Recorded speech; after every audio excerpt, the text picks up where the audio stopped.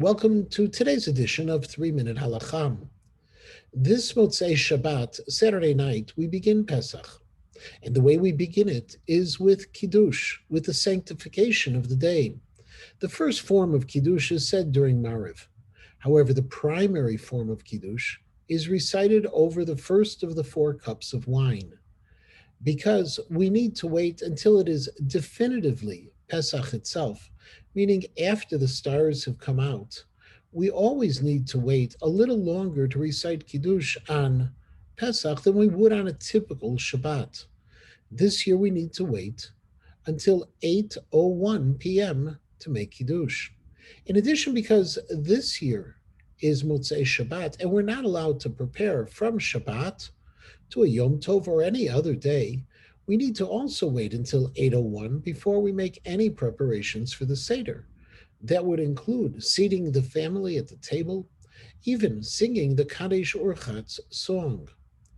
Once 8:01 arrives, we can begin the Seder.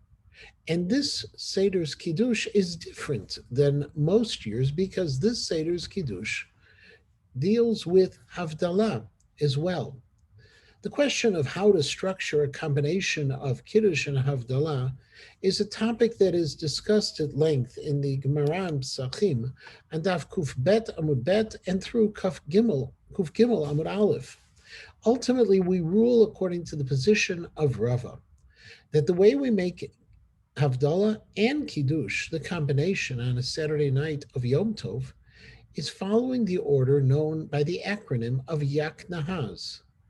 Yain, first the wine, then Kiddush, the regular Yom Tov Kiddush, Ner, the Borei Meorei Ha'esh bracha, Havdalah, the special bracha for Havdalah, and Zman, the bracha of Shechianu.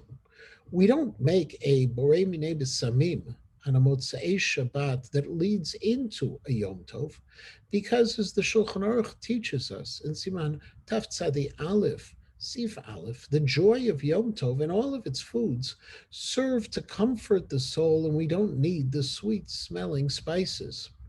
Regarding the question of Borei Meorei Ha'esh, of the flame, we use a flame for this. However, it's different than on a Motzei Shabbat when we use a typical Havdalah candle.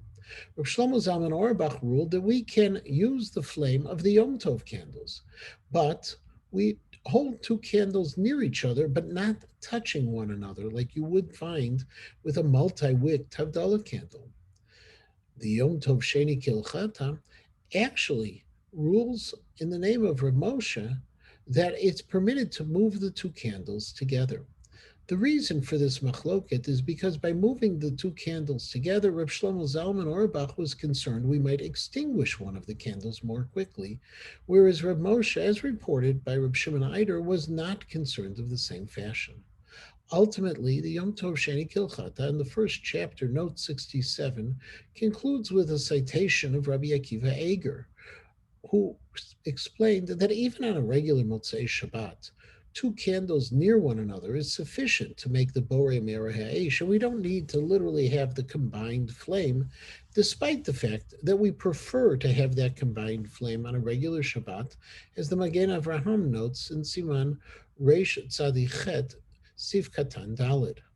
Ultimately, we don't use a Havdalah candle. We could even use a non-frosted incandescent light bulb for the purpose of this bracha. But it is a part of the bracha of this special Havdalah. We need to be careful to have the light necessary to be able to recite it.